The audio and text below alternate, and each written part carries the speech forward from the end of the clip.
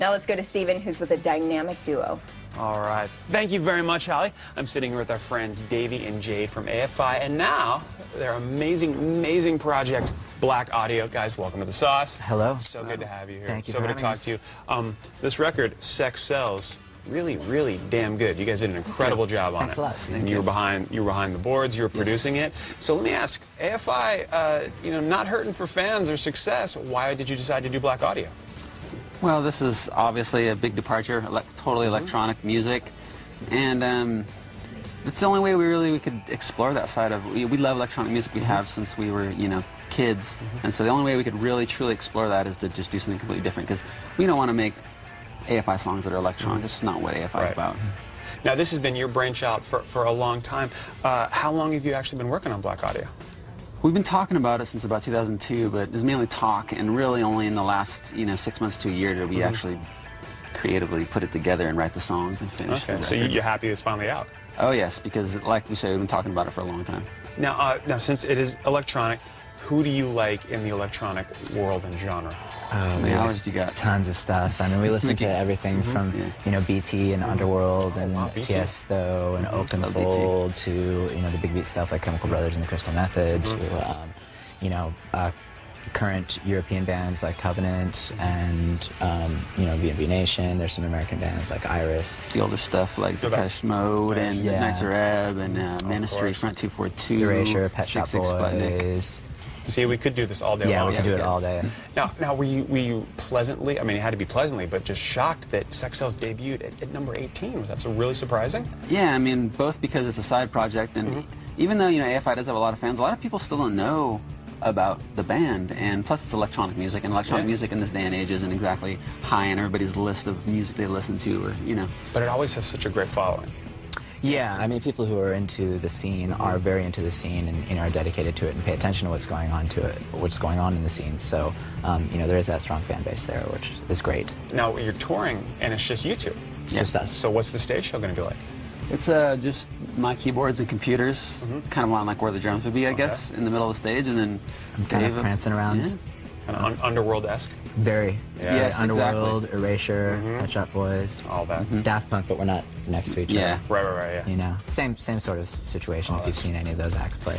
And then in the opening acts, no bands at all, just DJs, Just right? DJs. Yeah, we wanted to, I mean, being that it's dance music, we wanted to, you know, continue with the dance club vibe that we have on stage during our set, and to set it up with that, you know, that type of feeling and that type of mood. We initially actually wanted to play dance clubs on the entire tour, but it really didn't work out like we wanted to. And the first show we played was at a dance club in San Francisco called Pop Scene, which is the long-standing, you know, Britpop is their traditional format, but they allow all sorts of different bands to come to play. Was that other big San Francisco club, was it 1015?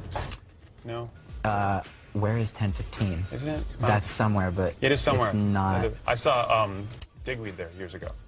Oh, okay. Yeah. Oh, okay. Yeah, this is more of a Britpop club. Okay, very cool. Very cool. Yeah. Now, when you pick DJs, since you are such super fans of electronic music, how do you choose what DJs to go on tour? Is it local? Is it people that you bring with you? Yes, local, because, you know, we can't really command the, you know, DJ that would be someone we actually listen to. We, you know, we can't, since we're playing these small clubs, we can't be like, you know, BT, will you come DJ our show, open up for us? So it's mainly like local guys. AM's fantastic. It would be great to have AM. You know. Let's go over and talk to him.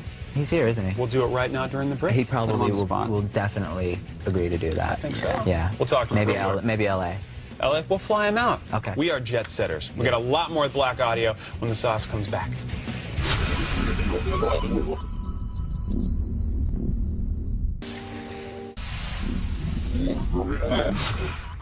Okay, welcome back to The Sauce. Steven here, chatting with the gentlemen of Blaqk Audio. Now, Jade, you produced the whole record. What was it like sitting behind the boards? It was pretty easy because the boards were often laptops. Okay. Because actually going in the studio was only really about 5 days where we went in to do the vocals. Oh, wow. Yeah, so, you know, that's the thing about technology these days, really frees you up and, you know. So did you do it like on tour with AFI? Did you just do it in hotels? At home in my room or at airports, you know, waiting for a plane, on the bus, you know, it's nice. All over the world. I just love the fact that you're just, what are you doing? Just recording a record. Yeah. Right now, just sitting here in the lobby. Yeah. Now, when you say you guys grew, I don't want to say grew up, but a big electronic music fans, and we were talking during the break about electronic music doesn't really need like a major label. It's always been there. It's always been something that has their own diehard fan base. Do you think that this is your attempt to, I guess, more bring it to the masses? That was never really our attempt. I mean, we just, being fans of the music, really needed to be a part of creating it just, you know, for ourselves because we enjoy it so much.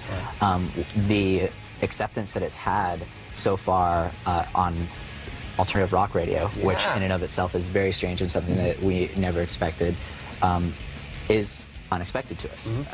We really were just making it for people who are fans, who might appreciate it, and for ourselves. So having any sort of mainstream attention to it is really great. And it's awesome. And if that results in people getting involved in the greater electronic scene and getting into a lot of the artists that are currently creating electronica of whatever genre, if that results in that, that would be absolutely fantastic because there's so much good out there going on right now. Yeah, there's a lot. That should be, you know, get more of a spotlight than it's getting. I think it's a great introduction for people, and it's just really true to the form. Now, is it true that a couple of songs, a couple of AFI songs on Simple Underground started out as Blaqk Audio? Yeah, there's a couple, Love Like Winter, for instance, which actually was our second single off the, you know, I originally programmed that as a Blaqk Audio song, and it had kind of like this Motown drum loop thing, and it was all electronic. But then, you know, we were in a hotel, and I played it for Dave, and like, you know, we were kind of messing around with it, and he put a melody to it, and we're like, wow, this is kind of like a rock song. Yeah. So we said, you know, let's try this as a rock song, and obviously it worked. Works out both ways. Now, I want to talk about fashion here briefly. Gentlemen, the suits, they look marvelous. Thank you. Stunning. Thank you And I mean, you guys are very fashion conscious in AFI, but It's Fashion Week. It is Fashion Week here in New New York, York, which is very exciting. It's a good time for electronic music. Absolutely.